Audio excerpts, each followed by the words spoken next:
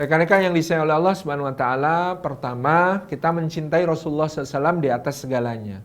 Kita mencintai beliau melebihi cinta kita pada diri kita sendiri, pada orang tua kita, pada anak-anak kita nanti, pada keluarga kita, pada kekasih kita. Rasulullah itu letaknya tinggi, ya, hanya di bawah Allah Subhanahu wa taala untuk cinta kita kepada beliau. Maka kita bisa membayangkan, ya, kalau bapak kita misalnya atau ibu kita, ya, digambar tidak senonoh, digambar dengan gambaran-gambaran dusta, kemudian itu disebut sebagai bapak kita dan disebut diolok-olok secara luas, tentu kita marah. Itu baru bapak ibu kita, yang bapak ibu kita itu kita utang kepada mereka kehidupan kita dunia. Sementara kepada Rasulullah SAW kita berhutang dunia akhirat, bahkan seluruh semesta berhutang kepada beliau. Nah, ini tentu sangat menyinggung perasaan kita. Kata Buya Hamka, kita perlu memiliki ghirah, kita perlu memiliki rasa tersinggung kalau Rasulullah disakiti melebihi kalau diri kita disakiti oleh orang lain. Nah, ini yang pertama demikian. Yang kedua tentu ghirah, tentu ketidakrelaan kita Rasulullah diperlakukan demikian ini harus disalurkan kepada hal yang positif, ya, ke teman-teman, bisa kemudian mengalihkannya ke, kalau mau boikot, mungkin teman-teman di Timur Tengah itu boikot produk Perancis itu efektif. Ya, kalau kita ya memang dari dulu banyak tidak pakainya karena produk Perancis mahal-mahal branded gitu.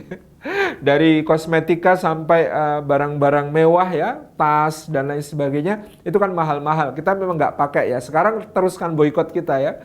Nggak usah pakai gitu, ya. Ya, apa yang bisa kita tinggalkan. Karena itu akan membuat aspirasi itu didengar.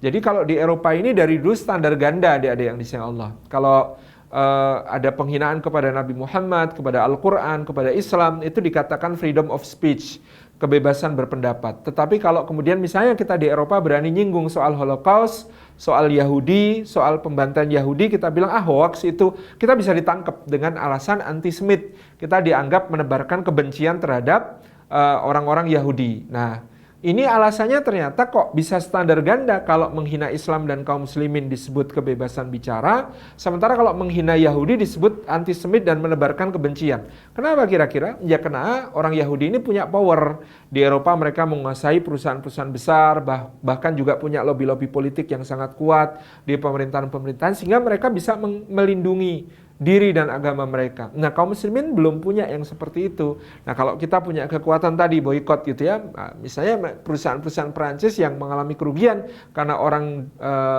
Kuwait, orang Qatar, ya, orang Aljazair, orang Maroko tidak lagi beli produk-produk premiumnya, ya, tentu akan menjadi satu tekanan tersendiri secara ekonomi dan kemudian disampaikan kepada pemerintah, tolong dong jangan musuhi konsumen kami gitu, ya. Jangan pemerintah melindungi permusuhan terhadap konsumen kami, yaitu orang-orang Islam gitu, ya. Ini contoh bagaimana kemudian boikot itu bisa jadi sangat efektif. Ini salah satu tindakan kecil saja.